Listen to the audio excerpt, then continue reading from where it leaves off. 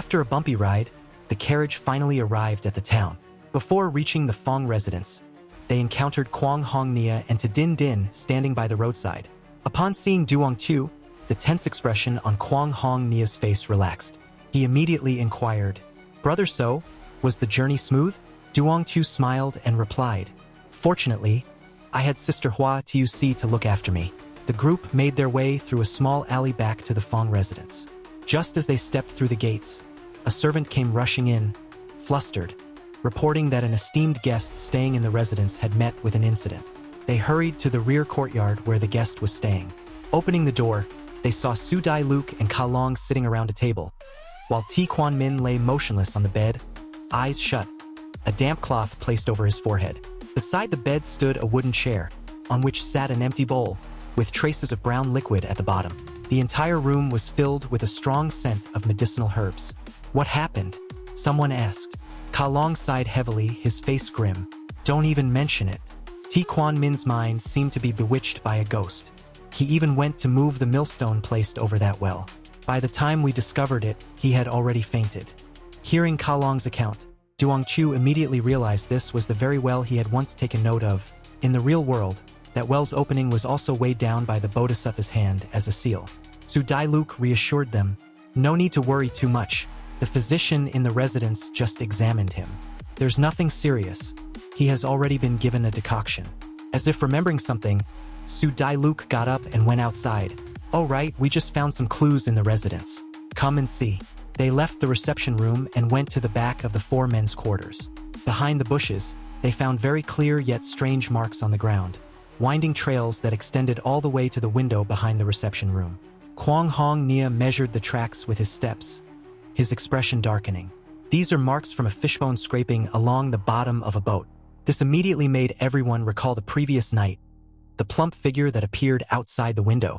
So, he had indeed come by boat. Even more terrifying, this ghostly boat could travel straight onto land. The group returned to the reception room. Ti Quan Min was still unconscious. Su Dai Luke began sharing the clues his team had discovered during their investigation.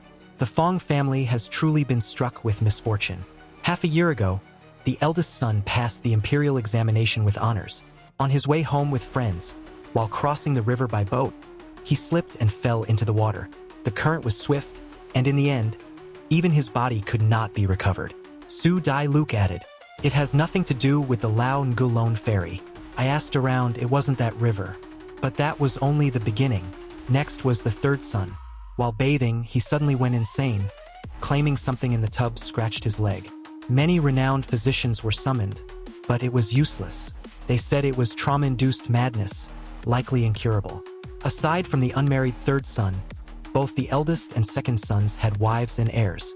However, after the eldest son died, his wife, stricken with grief, went into premature labor. Her health declined, and she often suffered hallucinations, claiming she saw her unborn child sitting by the well calling out to her. Then one day, while the maid went to fetch medicine, she struggled to her feet, crawled to the well, and threw herself in. By the time the maid returned, she was beyond saving. That well is precisely the one with the millstone covering it. Not long after the eldest son's wife died, the maid, racked with guilt, also jumped into the well. Since then, the well has been sealed, with no one allowed near it. But the misfortune didn't stop. Recently, it was the second son's turn. He was extremely cautious, never took boats, never bathed in large tubs. But while riding a horse across a shallow stream, the horse slipped, and he fell. The back of his head struck a sharp rock, killing him on the way back to the residence. Din Din shuddered. Truly tragic. Now the family only has the ailing Master Fong, the deranged third son, and the second son's wife, who is pregnant. She continued, "All of their deaths are connected to water. I believe it must be the revenge of that female ghost." Kwang Hong Nia spoke gravely. "I've also heard rumors in town. The Fong family's reputation has been good in recent years, but in the time of the old Master Fong, it was different. In all the surrounding villages, no one dared defy him. Anyone who owed even a single grain of rice would have their legs broken. Even if it meant selling their children, they had to pay in full. Back then, he even had a nickname, the Southern Tyrant.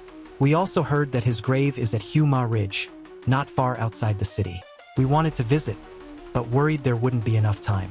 Next, Duong Tu and Hua Tuc recounted what they had seen at Laongulone Ferry, as well as their encounter with the soul-suppressing pagoda on the road. The people of the Bok family troop also died from a water disaster?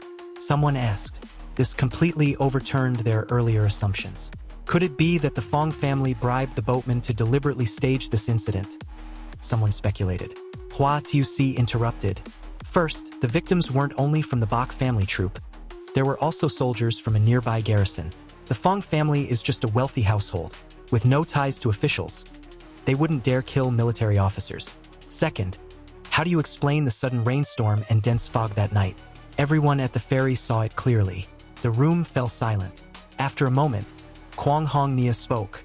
Then this changes the nature of the matter.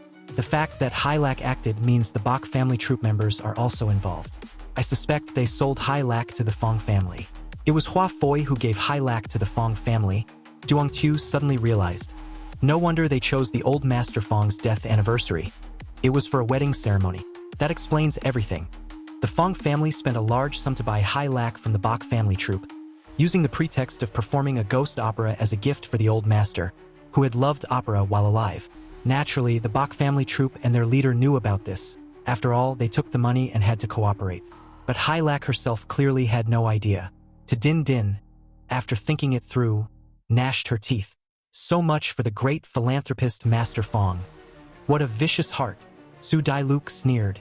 What's a little blood relation compared to the lure of silver? Distinguished guests, as everyone was discussing the details of the case, a shrill, discordant sound suddenly came from outside the window, shattering the atmosphere and startling everyone in the room. Turning to look, they saw a man with a strange appearance standing outside the window. When he noticed their attention, he curled his lips into a grin, then slowly moved away from the window and walked to the front entrance. He did not step inside but simply stood there. No one knew when he had arrived, for there had been no sound at all. Instinctively, Din Din leaned back, feeling an immediate sense of unease at the sight of him. The man's clothing was no different from that of the household servants, but his features were exceptionally odd. He appeared to be in his 40s, with an extremely thin frame, standing at the doorway like a dried pole. His forehead was narrow, he had no eyebrows, his eyes were as small as soybeans, a pair of drooping mustache tips at his lips, and his mouth was so thin it seemed to have no blood color at all, altogether giving the impression of a rat that had become a spirit. Most disturbing of all was the large lump of flesh behind his right ear, about the size of a tennis ball. The compressed skin on it vaguely formed the outlines of a human face.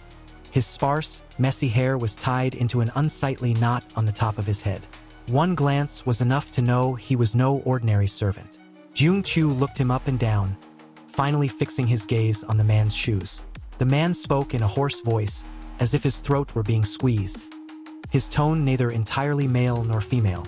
Distinguished guests, Master Fong asked me to deliver a message. When that person wakes up, please proceed together to Kin Wai Hall.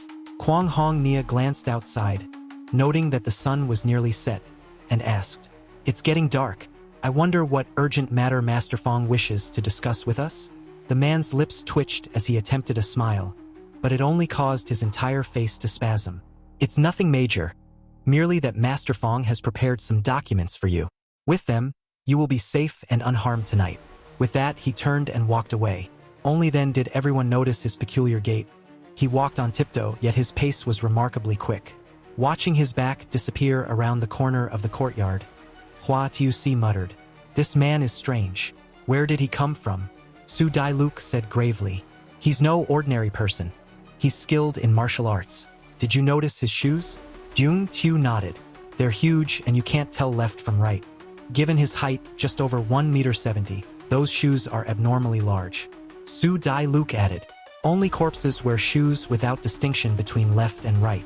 Aside from that, there's another kind, those in the dark trade who deal with the dead all day long." Hua Tuc nodded in agreement. "You mean he's one of the AM Han?" "Indeed. The way he looks at people is no different from how one looks at a corpse." Kalong sneered. "Most of the AM Han are deformed or crippled. This fellow meets plenty of the criteria. Joining them wouldn't be a loss for him." They all recalled the documents Master Fong had prepared, likely meaning paper effigies. Presumably, they would be just like the paper figure in Master Fong's bedroom. Since today they were all serving as substitutes for the Fong family. If too many of them died too quickly, it would be the true bloodline's turn. Giving them paper effigies as stand-ins was, in fact, quite reasonable. Kwang Hong Nia said in a deep voice, "I understand now he's a colorist, one of the 8 professions of the A.M. Han. All of Master Fong's paper effigies come from his hands." Dung Tu nodded. Exactly. Among the 8 dark professions, only paper artisans wear such enormous shoes. In the underworld slang, they're called helms of the great boat. It's said that they spend all day with paper figures, gradually absorbing their energy until they begin to resemble them. Because paper figures have small feet, to distinguish the living from the dead, the elderly paper artisans wear large shoes, black uppers with white soles. Din Din shuddered. To distinguish? You mean there are people who can't tell a paper figure from a living person? Dung Tu explained. There's a saying that if a paper artisan's skill is high enough on moonless nights, the dead can borrow the paper figure's body to regain a soul. The paper figure can then walk freely, no different from a living person, even fulfilling uncompleted wishes. But this is only something I've read in books. Din Din frowned. What kind of books do you even read? Normally, no one paid much attention to Din Din, but today, thanks to Dung Tu's knowledge, everyone's attitude toward him was friendlier. Only Ka Long remained aloof, leading Dung Tu to suspect he was hiding some kind of trump card. Suddenly, a bout of coughing interrupted everyone's thoughts. Ti Quan Min, lying on the bed, slowly opened his eyes. What happened? Hua Tuc quickly poured some water and helped him drink a few sips. Gradually, Ti Quan Min's gaze became clearer. He suddenly shivered, his face full of fear. I approached the well and saw, behind it, a woman crouching. Her hair was a tangled mess, her back to me so I couldn't see her face. But I heard. She was calling for help. Her voice was full of pain. She said, Ka Long urged. And then, what else did you see? Unexpectedly, as soon as Ti Quan Min looked at Ka Long's face, he shouted, You tried to harm me. He lunged forward, grabbing Ka Long by the throat, his eyes bloodshot. You've always hated me. You told me to approach that well. The sudden attack caught everyone off guard. It took them some time to pull the two apart, but in the struggle, Ti Quan Min managed to scratch Ka Long's face, while Ka Long retaliated with a kick to his chest. Bastard! In the end, Su Dai Luke shoved and dragged Ka Long out of the reception hall, leading him all the way to the outer courtyard. On the bed, Ti Quan Min curled up, crying and cursing Ka Long, claiming he had long been targeted by him without knowing why. Hua Tuc and Din Din sat by his side, trying to comfort him. Outside, Su Dai Luke pulled Ka Long far away. Ka Long shook off his hand and snapped. Don't push me. Su Dai Luke, unfazed, shook his head. You're too impatient. Even if you wanted to act, you shouldn't do it in broad daylight. Now you've alerted the snake. Haha, young man, the spoils in this scenario aren't so easily taken.